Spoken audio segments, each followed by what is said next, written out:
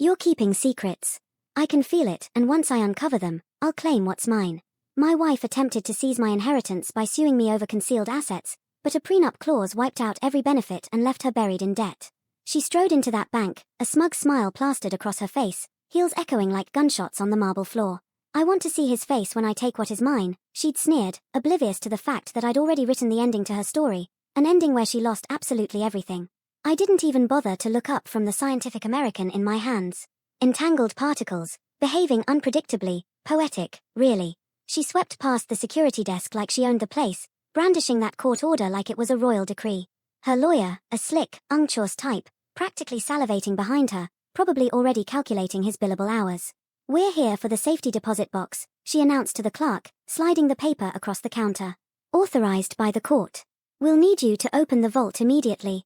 The teller, poor guy, glanced at the paper, then at me. Slowly, I folded my magazine. I stood, reached into my pocket, and pulled out a key. "Box 917, I said, handing it to him with a calm that wasn't earned, but built. She snatched that key before the banker could even finish nodding. Then she turned to me, whispering just loud enough for the entire lobby to hear, "Now it's all mine." "Enjoy," I offered, like I was giving her an after-dinner mint. She spun on her heel, marching toward the vault, her lawyer practically skipping behind her.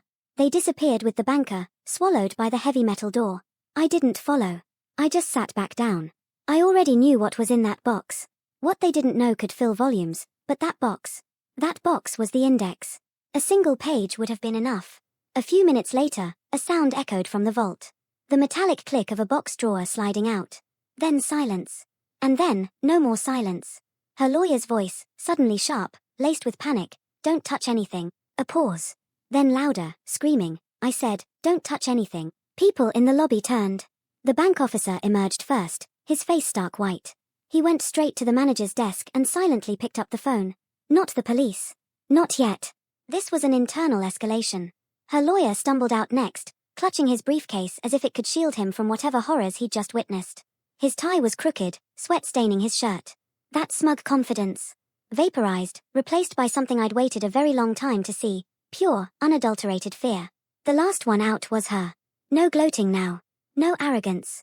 Just a single phrase, murmured under her breath as she passed me without meeting my eyes. "What the hell is this?" I didn't answer.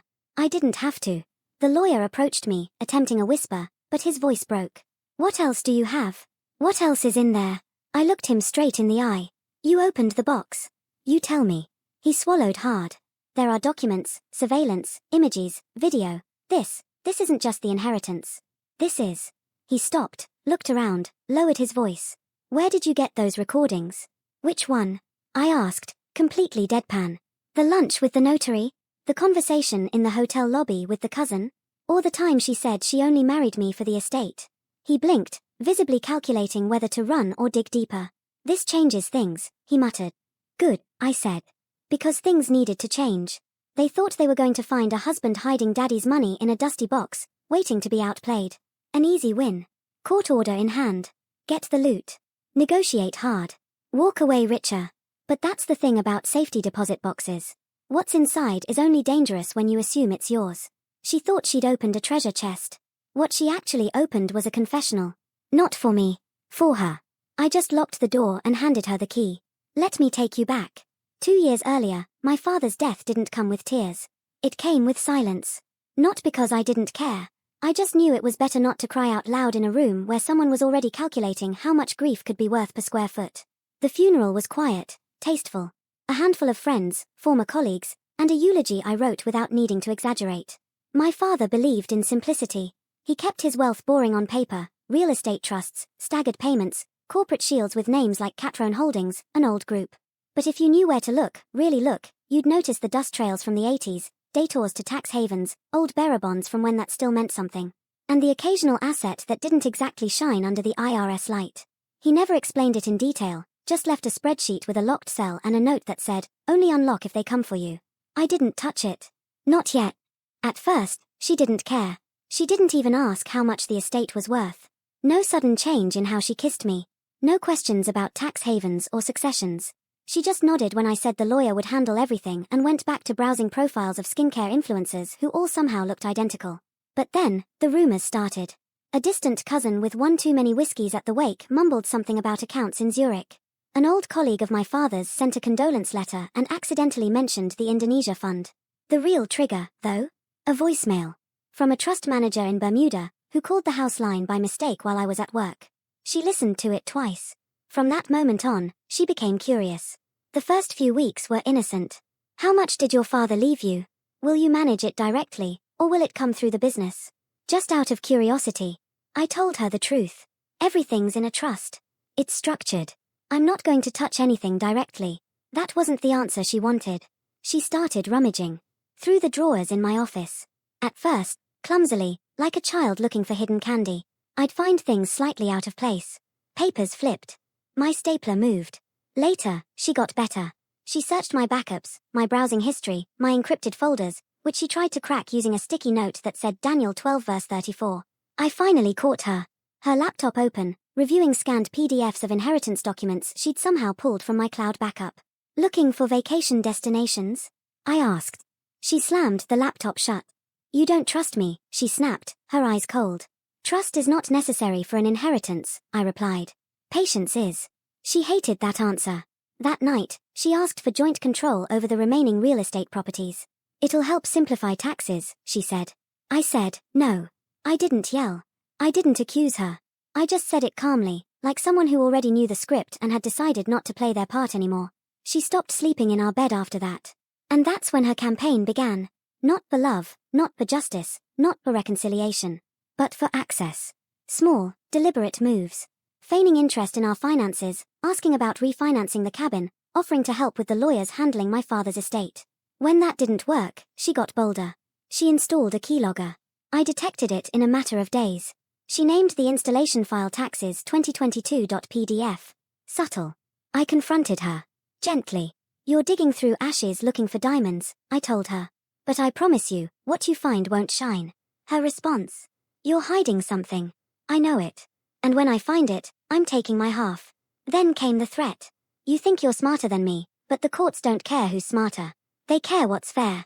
And finally, the day I was waiting for, she left a yellow sticky note on the fridge, as if it were a casual reminder about milk. I'm filing next week. I hope you have a good lawyer. Oh, I did. But I also had something better. I had time, a vault, and a plan she would never see until it was too late. And if you're wondering if I hated her, no. Hate consumes energy. She was just a puzzle I had already solved. I was just waiting for her to read the wrong answer out loud. The air in the courtroom was thick with ego. Her side had filled the gallery with all the usual paraphernalia, designer folders, dramatic sighs, exaggerated whispers between lawyer and client, as if they were planning the Normandy landing, not dissecting a divorce. I sat in silence. No entourage, no notepad. Just me, my lawyer, and a face that didn't move. Your Honor, her lawyer began, rising with all the smug confidence of a man who'd just cornered a wounded animal. We have reason to believe that the respondent has failed to declare physical financial assets, specifically storage containers, safety deposit boxes, and vaults that may contain undeclared funds related to the inheritance in question. He made sure to emphasize vaults, as if it were some kind of final punchline. We formally request a court order compelling full access to said containers and the legal authority to search them with the respondent's cooperation. His eyes were practically glowing. My lawyer didn't flinch. Didn't even bother to look up from his file. No objections, Your Honor. The judge paused, looked over his glasses. You are not disputing the existence of these containers? We are not disputing anything, my lawyer said calmly. In fact, we are prepared to assist. That should have been her first clue. She turned to me, her lips curling. If she could have said, I got you, out loud without ruining her case, she would have. Instead, she leaned toward her lawyer and whispered something that made him smile. The judge signed the order without further argument. It will be effective immediately, he said, handing the bailiff a signed duplicate. You will be notified of the logistical details through your attorneys. As we stood up, I reached into my jacket and pulled out a folded piece of paper. Without fanfare, without hesitation, I slid it across the table to her lawyer. On it, the name of a bank, a vault number, a signature, and a key. Not a metaphorical one. A real brass key, attached to a small red leather tag with the number 917 engraved on it. Her lawyer looked at it as if I'd just handed him Excalibur. She peeked over his shoulder. He read it. She whispered, that's it. So that's where he's been hiding it. Her lawyer turned to me, arrogance returning in full force. We'll open it on Monday, he said. I shrugged. Just make sure you wear gloves. He chuckled, as if I were bluffing. I wasn't. You know that moment in a poker game when one player bets aggressively, thinking they have the winning hand, and then someone quietly calls with a flick of the wrist? This was that. They thought they were raiding a treasure chest. What they were really doing was entering a gallery I had been curating for a year and a half. She believed this was her victory, that she had outsmarted me. She didn't know that I had invited her to this very moment. I had given her just enough breadcrumbs to make her feel brilliant while I built the walls around her narrative. One asset, one clause, one surveillance camera at a time. Leaving the courthouse, I passed her in the hallway. She couldn't help herself. I told you I'd find it, she hissed. I smiled. You did. But finding it and surviving it are different games. She rolled her eyes and strutted away, her heels clacking like victory drums. She never noticed what I was holding in my hand. Not the vault key or papers. A small envelope, the name of her sister on it. I had been holding it like bait, and she hadn't even noticed. That was always her problem. She never asked why I didn't fight back harder. Because sometimes the best move isn't defense. It's an invitation. Back inside the vault, after her lawyer slammed the box shut as if he just triggered a landmine, the room fell into a vacuum-like silence. He stared at the sealed drawer, his chest heaving, lips parted like a man trying to solve a riddle seconds after realizing he was the answer. The banker was already on the phone with corporate security. Still not the police, but they were preparing for something. Not a single dollar had been touched, and yet everyone looked like they'd committed a felony. I need a moment, the lawyer said, his voice trembling, gesturing for me to step out of the vault. He followed me into the narrow hallway, the reinforced door sealing behind us with a cold hiss. He didn't speak until we were out of camera range. Then he leaned in, lowered his voice, and said, "There are surveillance photos in that box." I didn't blink. He continued, "Documents. Printouts. Time-stamped transfer receipts. Screenshots of hidden accounts, accounts under names we now have to assume are aliases." He paused, swallowed, then added, "Some in her sister's name." "Oh," I said, feigning mild surprise. "Which sister?" He didn't answer. "Also," he went on, "there's a video file. I didn't open it all the way, but I saw the preview image, and she's sitting in a car talking to someone. She says, verbatim, 'I married him for the money. I'm leaving as soon as I know where it's all buried.' And then she laughs." I granted him the favor of silence. "Why didn't you disclose this earlier?" he finally asked, as if he still hoped this could be undone with some elegant legal pirouette. "I didn't hide anything," I said. "She demanded access. The court granted it. I gave it." He narrowed his eyes. "This is entrapment." I didn't argue. "This is documentation." He looked away, his lips trembling, as if trying to decide between threat and retreat. Then, lower, "This is forensic grade. Multiple camera angles. The dates matched. Phone's GPS metadata intact. Where did you get all this?" I tilted my head. She thought she was playing chess. I built the board. Back in the lobby, she was pacing like a CEO trapped in a waiting room. Still convinced this delay was procedural, not catastrophic. She didn't even look at us when we returned. Her lawyer approached her quickly, whispering in a low voice, trying to mask his panic with legal jargon, but I could see her face change. Her arms crossed, then fell. Her brow furrowed, her mouth twisted into a grimace, and then she said the phrase I had been waiting for, "You're bluffing. You have nothing." She was wrong. Because the something wasn't even the evidence. It was the implication. The unspoken truth that if I had that, what else might I be holding back? She thought the vault's contents would be the treasure. What she never understood was that she was the subject of the file. For over a year, I had watched. Not obsessively. Just methodically. A discreet subscription to a service that flagged key movement patterns when her phone left the house. A contact at a private firm specializing in digital shadows, legally grey, ethically darker. A discreet investigator with a lens the size of a matchstick head and a burner laptop. I didn't stalk her. I collected her. Every time-stamped lie, every cross-referenced alias, every documented transaction. She thought she was burying things under other names, that her cousin's wire transfer wouldn't be traced, that cash couldn't leave fingerprints. But she never understood how trusts really work. They don't grow in noise, they grow in silence. And my father, rest his soul, left me more than money. He left me the tools to survive deception. And now her entire divorce strategy had transformed into something else. A forensic confession, written by her, filed by me. What's more dangerous than someone who's been lied to? Someone who never interrupted. Someone who just took notes. And believe me, I took very good notes. There was one item in the box that neither of them understood at first. A matte black envelope, thick with weight, sealed with a wax seal no one uses anymore unless they want you to notice. Stamped in the center, clean and clear, was a name neither she nor her lawyer recognized. "Who's Gal Lister?" she asked, narrowing her eyes, her lip curling the way it did when she couldn't solve a crossword puzzle and assumed the paper was misprinted. Her lawyer didn't answer right away. He pulled out his phone, typed quickly, and froze. That's when her voice lost its edge.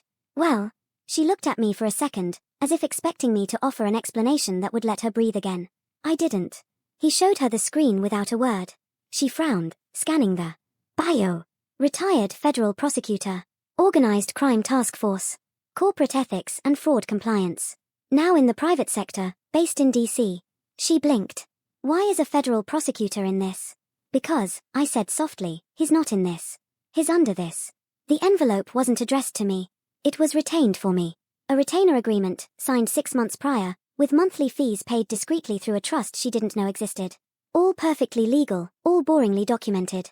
And inside that envelope, a manila folder so precisely organized it made her color-coded divorce binder look like a child's drawing. The first page was a cover sheet, printed in a clean sans serif font, asset exposure and misrepresentation patterns. Preliminary report. Underneath, a dozen tabs, each labeled by month, a complete timeline. Every withdrawal, every account opened in her sister's name. Every girl's trip that coincided with cash movements and fake vendor invoices, cross-dated with hotel bookings and car rentals. One tab, marked January firm event, included a printed guest list and a seating chart that placed her next to a man she swore she barely knew.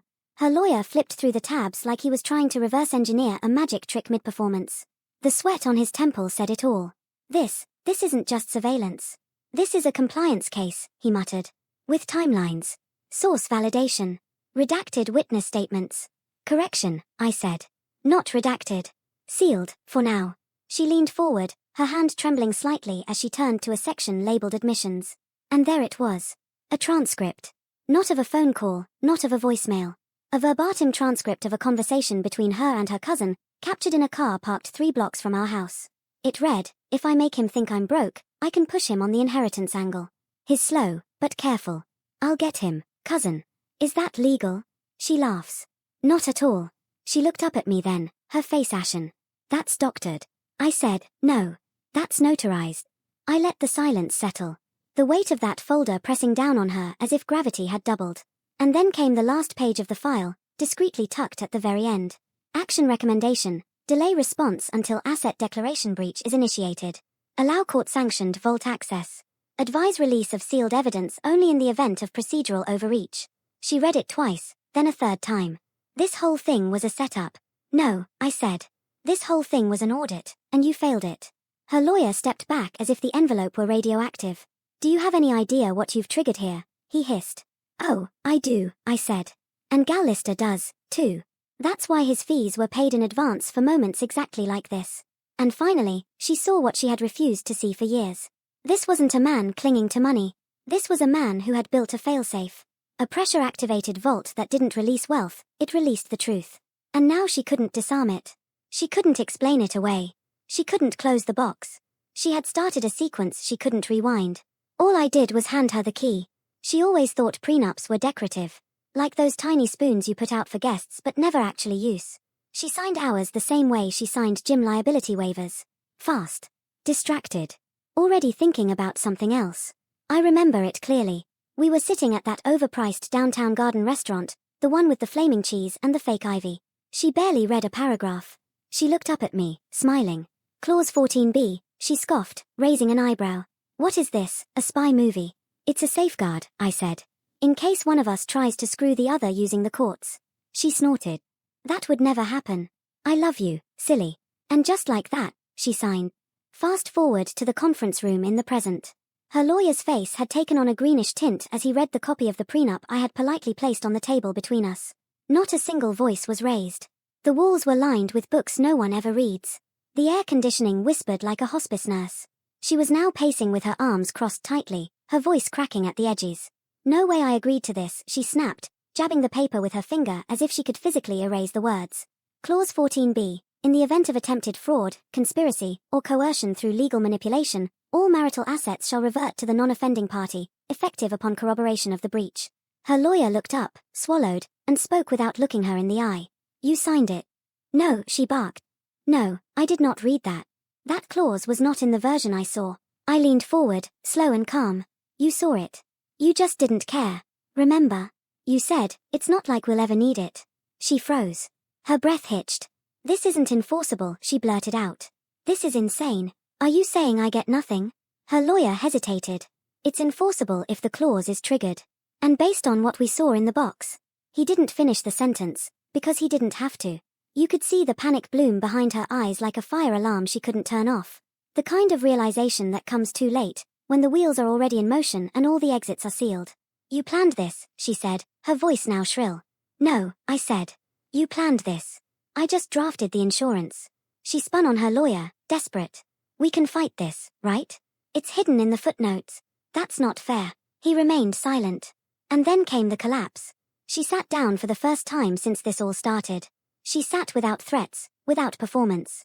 Just a woman crumbling under the weight of her own arrogance. Because it wasn't just the clause. It was the revelation that she had built her entire case, her entire exit strategy, on the assumption that I would play defense. That I would scramble to protect assets, to compromise, maybe to offer a settlement just to get out clean. Instead, she opened a door labeled victory and walked straight into a legal trap with her name already printed on the papers. All that scheming, all those calls with her cousin, the side accounts, the staged fights to justify a narrative of emotional neglect, all of it had detonated on a footnote.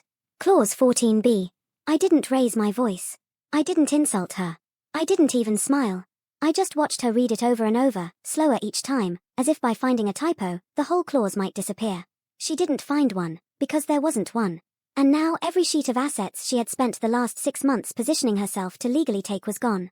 Not in a burst of courtroom drama, not with a tearful monologue, but with one line signed 3 years ago on a sunny afternoon when she thought she'd live off my father's estate and maybe trade up to someone flashier once it cleared. Turns out flashy doesn't beat legal, and a man with foresight doesn't need revenge. Just a pen, and a very specific clause. You were set up, her lawyer said, now defensive, desperate to find a foothold as everything crumbled. None of this proves the documents weren't planted. Anyone can fake screenshots, edit PDFs, hell, even that video could be a deep fake. Do they expect the court to believe she just confessed in a parked car with an open MIC? He looked around the room like someone expecting a nod of approval. There wasn't one. My lawyer didn't flinch. He reached calmly into his briefcase and pulled out a slim, navy blue folder.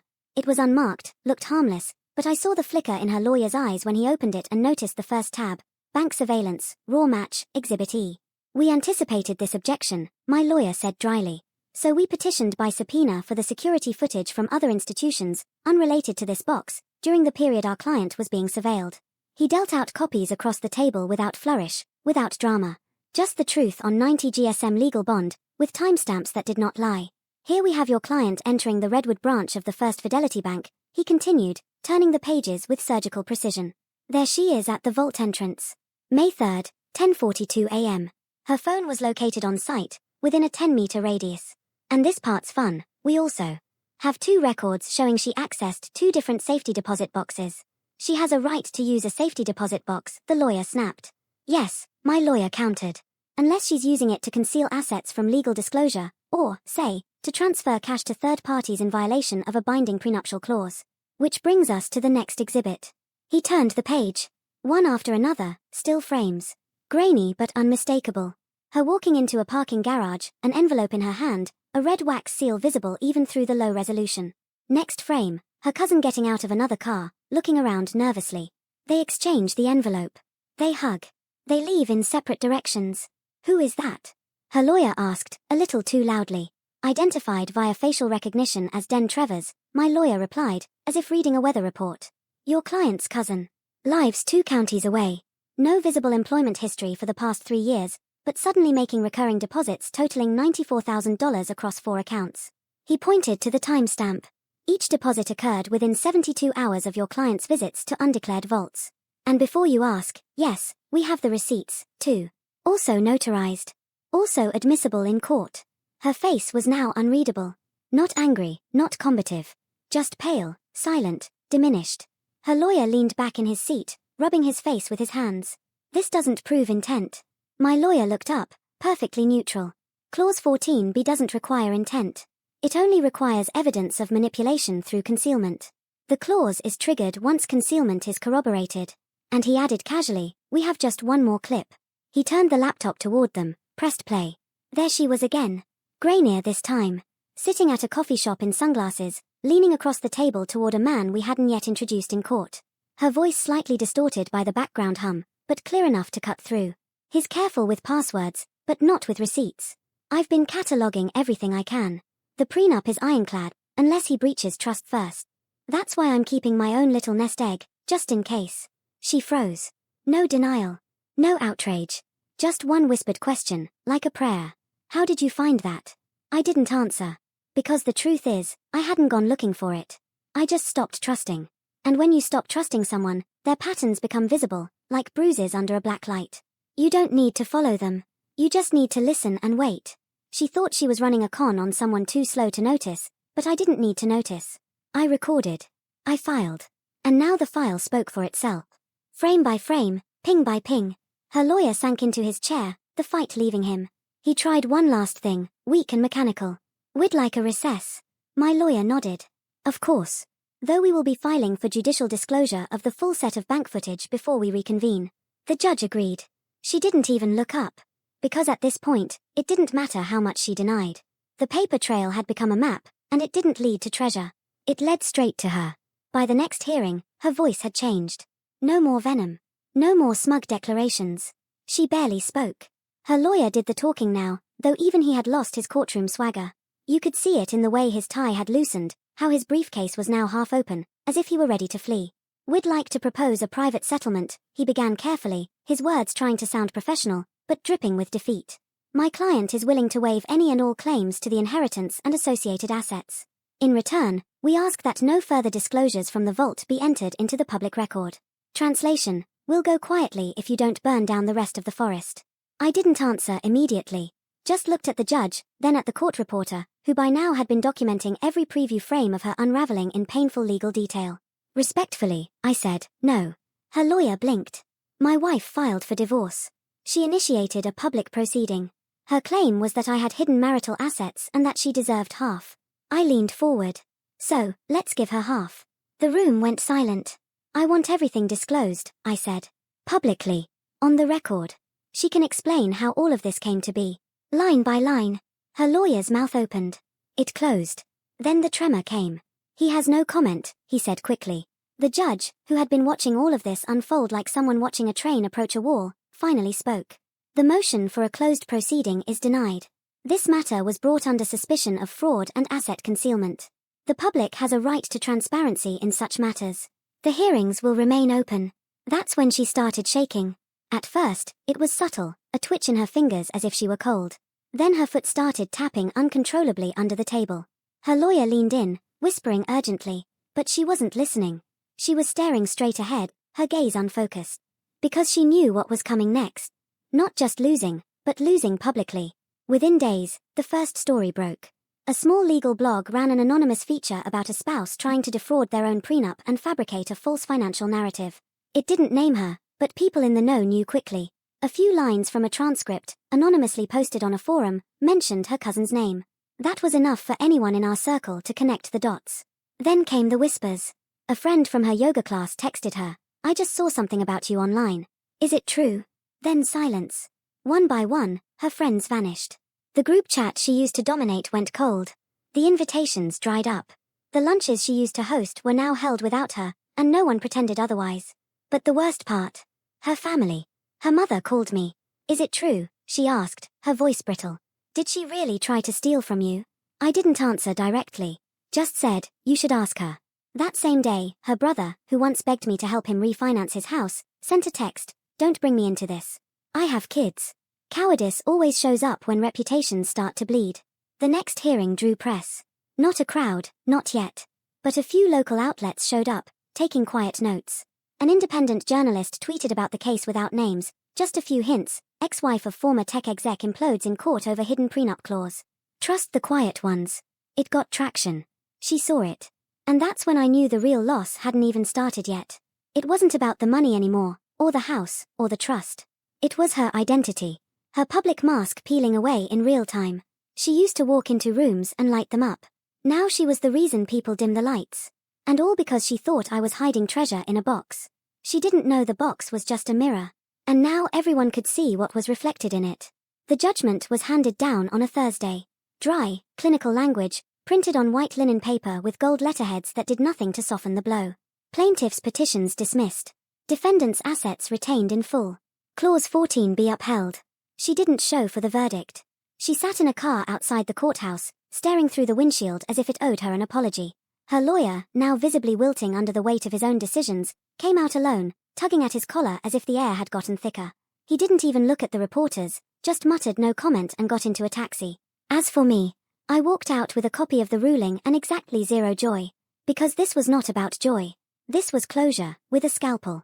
Shortly after, the court finalized the division of assets, or more accurately, the lack of division. I kept the house, the lake property, the holding company, the income shares, the remainder of my father's trust, and the structured funds that fed it. She kept her car, a 2018 Audi I paid for 3 years ago, and debt. Lots of it. Her own legal fees were just the beginning. The forensic audits dug up undeclared credit cards, loans in her sister's name, and small investment experiments she had made without telling anyone, using my tax ID number. All under review now. But that wasn't the worst part. Because the envelope. The one. Addressed to Gal Lister, retired federal prosecutor and ethics consultant. That chain reaction hadn't stopped at the courthouse. Gal Lister, methodical to the core, had filed a formal inquiry with the district's white-collar crime division. Not dramatically, no TV moments. Just a folder delivered with a signature and a polite cover letter. Evidence suggests a calculated attempt to defraud the legal system through falsified financial declarations and strategic asset obfuscation. A review under sections 203 and 410 of the State Financial Code is recommended. 3 weeks later, I got the call. She had been indicted. 2 counts, attempted fraud and false statements under oath. Not felonies yet, but serious enough to trigger financial audits, travel restrictions, and a requirement to turn over digital devices for forensic review. When she found out, she tried to call me. Blocked. So she called her lawyer. He refused to represent her further, filing a motion to withdraw due to ethical conflicts and irreconcilable case management direction. Translation: she's radioactive now. You could feel the shift. People she used to intimidate now kept a polite distance. The barista at her favorite coffee shop forgot her order twice. Her hairstylist cancelled indefinitely. Mutual friends started calling me. Some to apologize, others to confess. They had always suspected. She didn't just lose the case. She lost the narrative. No more carefully curated Instagram captions about resilience and finding herself. Now she was that woman. The one who tried to grift a prenup, was outplayed in court, and might face jail time for her own signatures. What made it worse? She couldn't blame me. Not really. I never yelled, never retaliated publicly, never smeared her name. All I did was hand her a rope. She tied the noose. She kicked the stool. And I documented the fall. This wasn't revenge. It was chess. And she had mistaken herself for the queen. But queens don't get cornered by pawns. They get checkmated by players who knew the board from the beginning. She showed up on a Wednesday, her hair pulled back in a tight ponytail, no makeup, oversized sunglasses that no longer belonged on her face. The banker recognized her. How could he not? Her meltdown 2 months prior was still whispered about in staff meetings. She spoke quietly this time.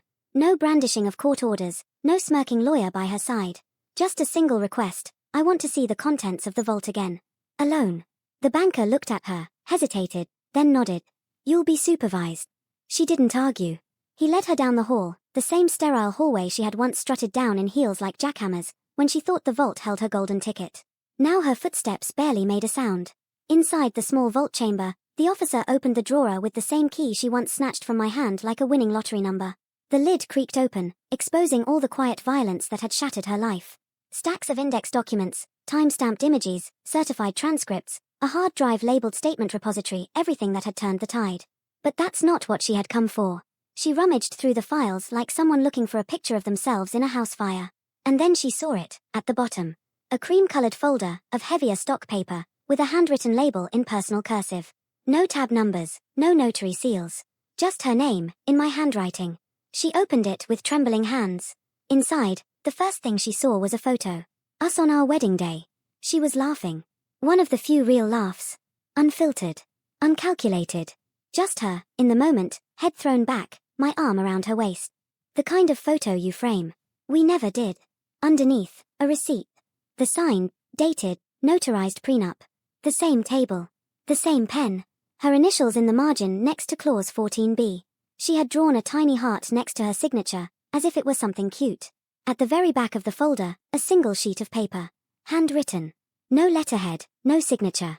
Just one sentence: you wanted what was mine. I only protected what was never yours. She didn't move for a long time. She didn't speak. The banker watched through the glass wall, arms crossed, his expression unreadable. Finally, she sat down.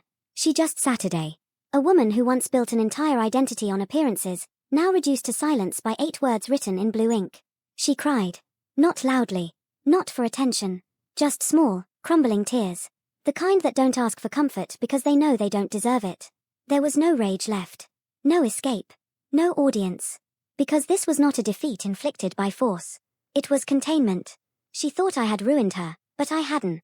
I had simply held the door open and let her walk into the truth she wrote herself. And the final irony, I never changed the box, never added that folder after the fallout. It had been there the whole time, waiting. Because long before she filed the lawsuit, long before she lied, long before she laughed at Clause 14b and told her cousin she'd bleed me dry, I already knew. I knew what kind of ending she would write for herself. All I did was preserve it and hand her the key. So, what do you think? Was this just about money, or was it something deeper? And honestly, if you were in my shoes, what would you have done differently? Let me know in the comments below.